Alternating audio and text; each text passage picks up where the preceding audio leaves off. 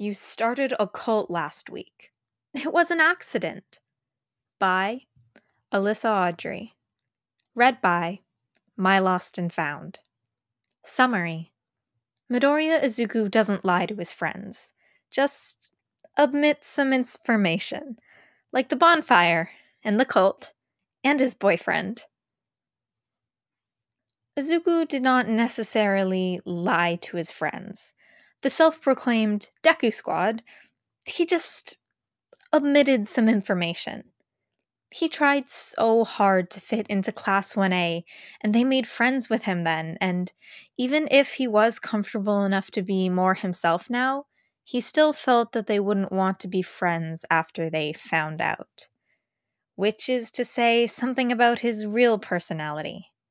Class 1A knew him as the sunshine child with endless determination. He was not really that. Sure, he was nice and smiley, but not all the time. The first person to really get to know him was a student in general education, exactly 1 week after the sports festival. Izuku had snuck out during lunch, telling his friends he needed to talk to Midnight about the new art history assignment, which he was not doing, instead wandering the empty halls of the UA building. That's how we came across Shinso Hitoshi, the kid with the brainwashing quirk that was so cool.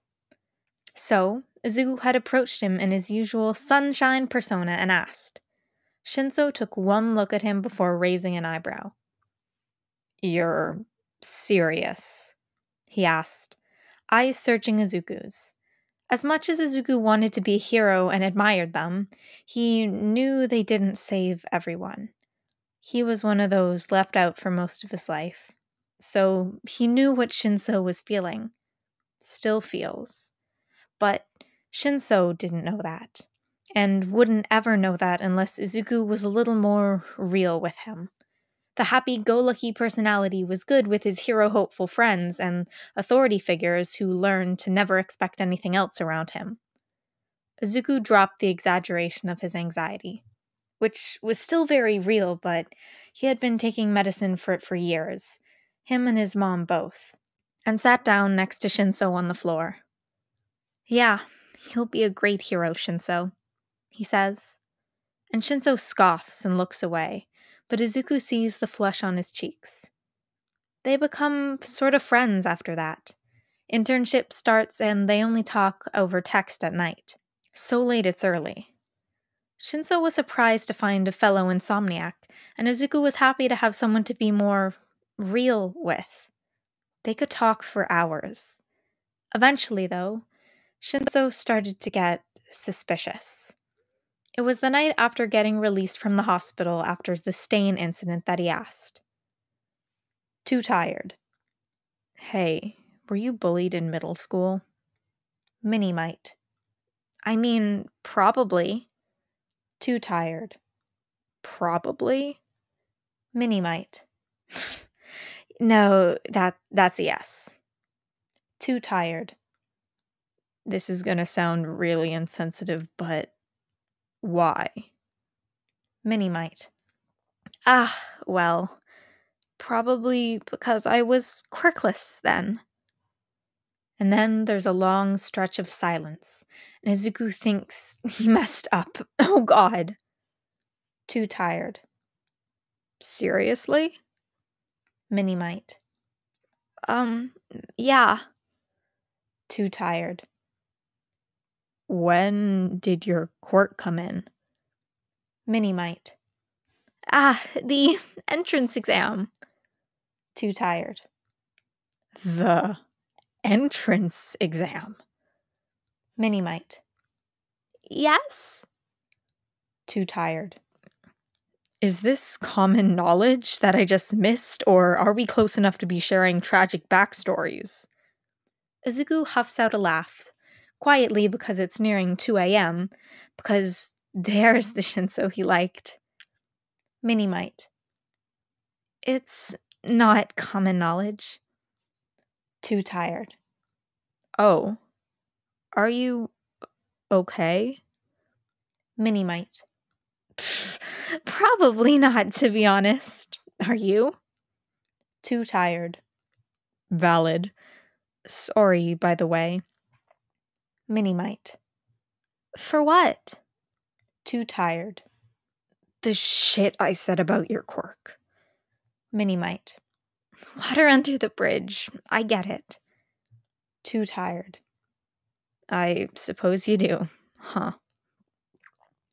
They didn't talk much about it, but Shinso was decidedly warmer to him after. It made Izuku feel fuzzy inside that someone who knew what it was like and had been there was still staying friends with him. After that, they also started hanging out more in person, too. Their usual haunt was cat cafes or all-night diners at 3 a.m. Those mornings were the craziest.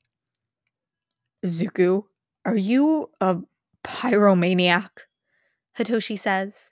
And Izuku did not really remember when they switched to using first names, but it was probably sometime during these insomnia sessions. Oh, definitely!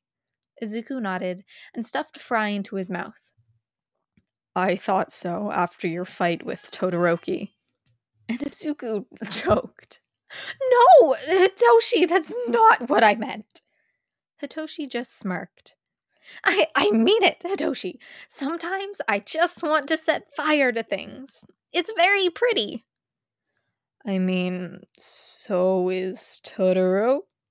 Izuku throws the rest of his fries at his idiot friend. I hate you. No, you don't. When Hitoshi told Izuku he was training under Aizawa to get into the hero course, Izuku hugged him for the first time. Izuku? Hitoshi was stiff in his hold, but Izuku was just so... Hitoshi, I'm so proud of you. Izuku's voice is muffled into Hitoshi's shoulder, because he is not small, damn it. But Hitoshi hears him anyway. He sighs a little before reluctantly wrapping his arms around his shorter friend. I should have known I signed up for this ridiculous feeling shit. Hitoshi says it like he's annoyed, but his arms are tight around Izuku. You signed up? I was under the impression that you didn't have a choice, Izuku says. And this is why they're friends, Hitoshi thinks. Hitoshi actually thinks about Izuku a lot, which is fair because he doesn't really have any friends. Who would have thought the golden boy of the heroics department would be friends with someone like him? But that's wrong because they're so similar. Sometimes Hitoshi can't sleep because every bad word said to him is being repeated in his head over and over. But he can text Izuku and he just knows. He knows what to say and what not to. He knows that yes, it's good to talk about it, but sometimes you just feel like the world is against you, and a trip to McDonald's at nearly 4 a.m. is what he needs. Hitoshi likes to think that he's that person for Izuku too. He knows Izuku acts around his class and teachers. He knows why he does. He knows feeling so desperate for people to like you that you put up a front. When Izuku comes to him for comfort, it's never pity. Hitoshi thinks that's why they work so well together. They talk about writing notes with shaky hands. They talk about the pain and sometimes how everything went fuzzy and it didn't hurt anymore. But suddenly, nothing felt good either. And there is never, never pity. Sometimes, Hitoshi knows to talk and ramble about meaningless things when he knows Izuku can't get the image of his roof out of his head. He knows when to send cat memes after school because something is too loud. Yeah, Hitoshi thinks we're good for each other. The first time someone else finds out about their friendship is after the Kamino incident. It's Aizawa-sensei, obviously, because really, how long did they think they could keep it from the best underground hero in the business? All Might just deflated, and Hitoshi recognizes that green lightning. He knows Izuku was there. The next day, he gets up early and texts him. Too tired. Izu, Babe, what the fuck happened? Mini-mite. It's Hoshi, my love. Please don't kill me. Too tired. That depends on why the fuck you were at Camino and if you're okay. Mini-mite. Mustafa General Hero Ward, room 17. Too tired. Fuck you. On my way. Hitoshi basically runs there because his asshole foster family can't give two flying fucks about him, so he's out of breath when he opens the door to Izuku's room.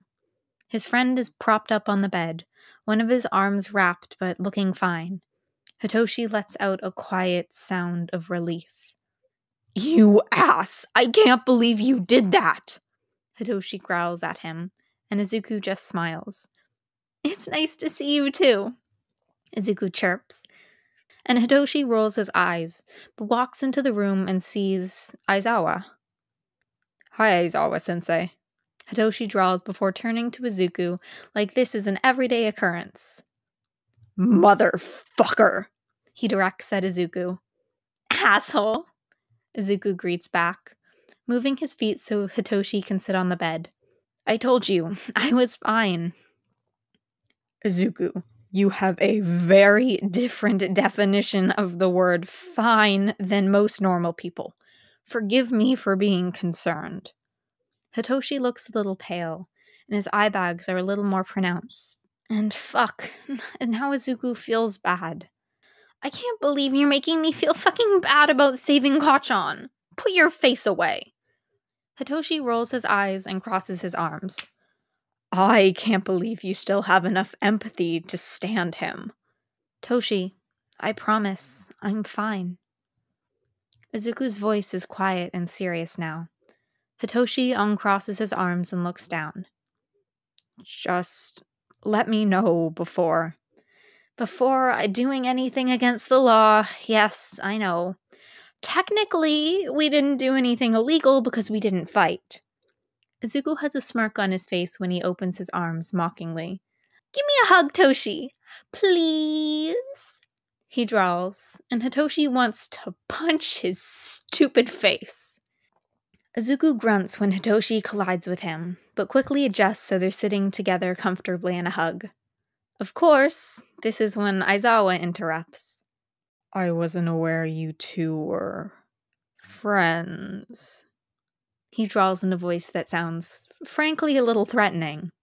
The two pull away with the slightest blushes, but don't move from sitting next to each other on the bed. Aizawa-sensei! Izuku jumps and then shrinks in on himself, and Hitoshi hates this. Izuku, it's Aizawa-sensei. We talked about this. It's fine. Izuku peers up at him before completely dropping the meek act. Fuck, sorry. Hitoshi just hums in response. Are you okay, problem child? Aizawa asks plainly. Yes, sensei. It's just Hitoshi told me playing up my anxiety to avoid human interaction was insulting to my meds. Izuku says very frankly. Aizawa just nods, seemingly accepting the reason. And how long have you been on medication for your anxiety? He asks very frankly. Izuku smiles wide. Since I was 12, sensei. Aizawa sighs very heavily before rubbing his forehead. And how long have you two been friends? Just after the sports festival, probably. It's Hitoshi who answers this time. Aizawa shuts his eyes. Midoriya can come to our training sessions. I trust Hitoshi already filled you in about them. Izuku nods. Hi, sensei, he chirps, and Hitoshi looks at him and fuck, he's so screwed. Izuku is so pretty. Hitoshi had known he had a little more feelings for Izuku than just friendship ones for a while, but that time in the hospital was the first time he had really been aware of how strong they were.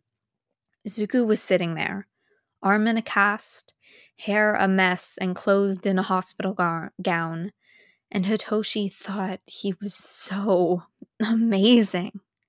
His eyes were sparkling with happiness, and the smile he had almost split his face with how wide it was. His freckles bunched up, and Hitoshi knew it wasn't all of them, because he knew Izuku covered some of them because he used to get picked on because of them, and fuck, Hitoshi wants to kiss him so badly. He turned away, but his gaze fell on Aizawa, who was smirking. Oh no, he's gonna... I'll just leave you two alone then. I suspect to see you Tuesday. And he walked out, leaving Hitoshi alone with the boy he most certainly wanted to. Toshi? Izuku said, voice softer. Hitoshi turned to face him, and wow, they were close. Izuku. Hitoshi mumbles back. He doesn't pull away, but Hitoshi's heart is beating so fast he swears Izuku can hear it. Are you okay? Izuku asks, concerned. Hitoshi doesn't say anything for a few seconds, and Izuku's brow furrows. Toshi. Izu, I was so scared. Hitoshi whispers in a rare show of feelings. Izuku's eyes tear up, but he doesn't look away. I know. I'm sorry. Izuku replies, and the two fall into silence again. Slowly, Hitoshi raises a hand, making sure Izuku can see it, and lets it rest on a freckled cheek. A pink flush blooms over Izuku's face, and Hitoshi's heart skips a beat. I hate that you cover these, Hitoshi mumbles, thumbing over the freckles he knows are covered by his mom's concealer. So you've said. There's a wry tilt to Izuku's smile. I'll try to stop. Hitoshi moves his face closer, close enough that their breaths mix together. There is most definitely a flush on Hitoshi's face now. I can almost see them from here. Hitoshi's voice is almost a whisper, as his eyes trail over Izuku's face. Hitoshi, just fucking kiss me, Izuku says, his voice abrupt and stilling, and Hitoshi locks eyes with him, and wow. Things are a little different after that. The first thing they decide is to keep it low-key for a while, like their friendship was. They're not actively keeping it a secret, but they weren't broadcasting it to the world. Of course, Aizawa knew. He knew as soon as they walked into their first training session with him. The next order of business was in Izuku's court. He wanted to tell Hitoshi about his quirk, and all the unpleasantness around it, which in turn would be telling Aizawa because Hitoshi was quite close with the teacher. After getting the okay from All Might, which was a relief, Izuku was really scared he'd get told not to, but All Might was happy for him and his boyfriend. So after one training session, it was a random Tuesday, just a few weeks before the end of the year, Izuku asked them both to sit down. So I got the okay to tell you guys some information that is probably a high-key government secret, but it's fine. Just don't go telling people shit, okay? He says. Hitoshi is looking at him with the exact same face Aizawa is. That's kinda creepy. And so, Izuku speaks. It's halting at some points. When All Might tells him he can't be a hero and his experiences as a quirkless child, he just brushes over. But overall, good. He speaks about the history of the quirk and what it means for him in the future and why he has so much trouble controlling it at first and what he did to get it. By the end of it, Hitoshi looks resigned but enlightened. But Aizawa looks a mix between exasperated, angry, and frustrated. They're closer after that, too. And if Aizawa moves Izuku's seat away from Bakugo's in the guise of a mass seating relocation, Izuku doesn't say a word besides giving him a small but genuine smile. Then there are the dorms.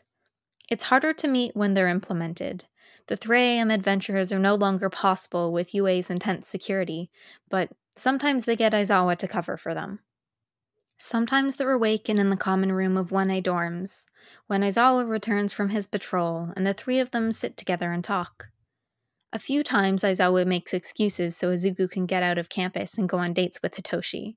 He mostly says he's going to see his mom, but sometimes he says he has extra training. He gets paid in cat pictures from the various cat cafes they visit, but don't tell anyone that.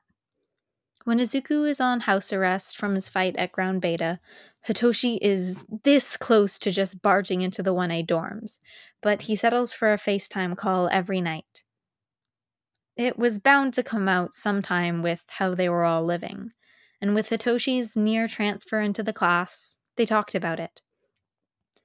"How are you feeling about the class knowing us? You?" Hitoshi asked one night. Aizawa doesn't have patrol that night, so they're alone in the darkness of Hitoshi's dorm common room at the time. "Anxious, but okay, I guess," Izuku says, contemplative. "I feel a lot more confident about everything now, so I'm not really nervous about that. More so about the fact that I've kept this from them." He laughs nervously. "If they're really your friends, they'll understand," Hitoshi says, tugging their interlocked hands to get his boyfriend closer. Yeah," Izuku mumbles against Hitoshi's lips as they softly kiss. "You're amazing." "No, you," Hitoshi says petulantly. They dissolve into quiet laughter. "Oh, fuck. What about the other crazy shit we do? They'll never believe that," Izuku says, eyes shining with mirth. "You want to fuck with them?" "You know I do, Toshi." Everything passes smoothly for a while. Well, as smoothly as it does for two resident insomniacs. They figured out how to get off UA property at night. Izuku thinks Nedzu is on their side because Aizawa definitely knows, but he doesn't say anything to them. Not even when they snuck out one Friday night and accidentally started a giant bonfire of Endeavor merch on the outskirts of the city. When they show up for training the next day without sleeping and smelling faintly of smoke, Aizawa rolls his eyes and makes sure they eat. Nedzu winks at them in the hall sometimes, though.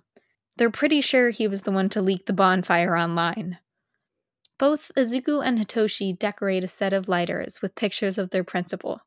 When Aizawa sees those, he just drops his head into his hands, which of course prompts them to start creating Nedzu merch, which then results in what probably could be called a cult. Hitoshi knows someone in the business course, and when they show the merch, she immediately starts working it into the underground market they have going on.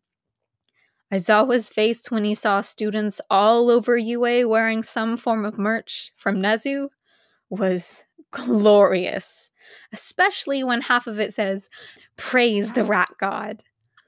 Aizawa starts to give Izuku exasperated looks in class, which most notice but cannot seem to figure out what the resident sunshine child did to get the irk of their terrifying teacher. Izuku just laughs it off, and if his smile's a little vindictive, nobody notices. The rest of the staff is the next to know. They're all sitting in the teacher's lounge before school when Izuku bursts in. Aizawa looks up and sighs, but puts down the paperwork he was doing.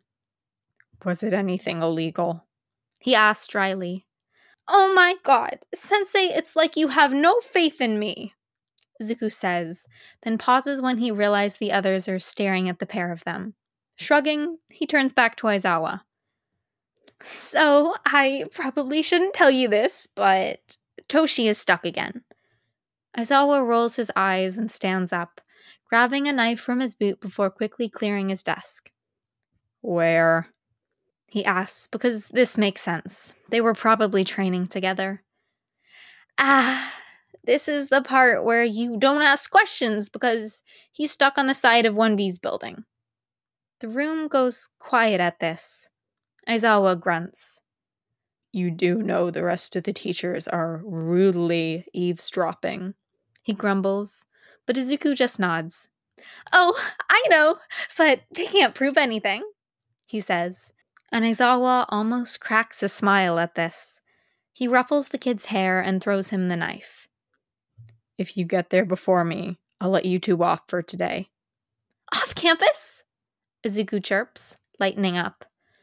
Yes, problem child, you go on your date. The usual payment, though. Izuku nods excitedly at this before running out of the room as quickly as he came in. The room is silent before midnight squeals. Oh my god, Shota! You are such a dad. Aizawa rolls his eyes at her enthusiasm, before glaring at the rest of the room, eyes tinged red. If any of you repeat this, I can and will murder you and make it look like an accident, he growls. Because he hates attention, and so does Shinso. Oh, he's dating the purple kid you're training. Cementos pipes up, and Aizawa nods before calmly walking out of the room. The heroes won't admit it, but they gossip until school starts. When Hitoshi is introduced to the class after the combined training that functioned as his entrance exam, Izuku is bouncing in excitement. He's moving into your dorms tonight, in Minetta's old room. Be nice. Aizawa drawls, before getting in his sleeping bag. The class is loudly asking questions before Izuku shoots up and runs to hug him. Hitoshi catches Izuku easily and lets a small smile flit over his face before nudging him away. Yes, Sensei. Do you see this? I am being very welcomed. He drawls in almost the same tone as their teacher. Izuku lets out a giggle when the class is silent, and Aizawa cracks open his eyes to stare at the two of them in front of the class. Do not make me regret this, problem couple, he says before turning away from him. At this point, the class is ready to burst with questions. Izuku laces his hand with his boyfriend's before dragging him into his seat. They both sit on top of the desk, hands in full view. Mina is the one who breaks first. When did this happen? Midori, how could you keep the first official couple of 1A a secret? She squeals, before she sits around them. So I speak for the rest of the class when I say, spill, how did this happen? It's Hitoshi's fault, Izuku says firmly, and Hitoshi looks at him, scandalized. Excuse me? Why is everything my fault? Don't listen to anything he says. It's all his fault, Izuku says again, not even looking at him. If I remember correctly, you approached me first, and then I was unwillingly coerced into a friendship, he says incredulously. He really loves me, Izuku says, still not looking at Shinso. Smirking, Hitoshi untangles their hands before shoving Izuku's head. Domestic abuse! Izuku shouts. Fuck off, asshole, Shinso grunts, but he has a smile on his face. The class is laughing along with Izuku now as Hitoshi cracks a smile. Motherfucker, Izuku whispers back, and only Mina hears him. Midori, did you just swear? She asks, and Izuku gives her an innocent look, one she's used to seeing. What? Mina, I would never. Yeah, Mina, don't corrupt the cinnamon roll, Hitoshi adds on, and Mina looks so confused. Cinnamon roll my ass, Aizawa says from behind them. The majority of the class jump, not noticing him. Aw, Sensei, don't ruin my image, Izuku teases. Hitoshi tries to muffle his laughter in his hand. No, this is revenge, Aizawa says gravely. You two are the most annoying little shits I've ever had to deal with. Aizawa-sensei, you know you love us, Hitoshi teases, his eyes glinting as their teacher groans. You started a cult last week, he deadpans, and Izuku bristles. We didn't mean to start a cult. It was an accident, he says, putting on his puppy eyes. And nothing was illegal. Problem child, if your baseline for extracurricular activities is that they're not illegal, you need to get better hobbies. Aizawa smirks slightly. And get rid of the illegal ones. The classroom is filled with whispers after their teacher speaks. Midoriya, we are training to be heroes. We should be setting an example. Ida starts to say, but Hitoshi cuts him off. Relax, big guy. He has no proof of anything. And Izuku just sighs. Toshi, that's just gonna make him more disappointed. And if Izuku's voice is a little whiny, no one calls him out on it. But it's true. The only person that could prove we've done anything would be Nedzu, Hitoshi says, and the class looks nervous at that. Isn't he the principal? Kirishima asks timidly. Izuku snorts. Nedzu-sensei would never turn us in. He has too much fun with his cult. There's silence after that, and the glaring sensei Izuku used with Nedzu's name being obvious. And we made a deal. Fuck, kids, seriously. I swear to God, if you two take over the world this week, I might consider defenestration. Aizawa groans. What did you do? Nothing much, sensei, I promise. We just meet every Monday and Friday. Hitoshi tags along Mondays, actually, Izuku says, the innocent smile on his face further contradicting his words. The classroom is very, very silent.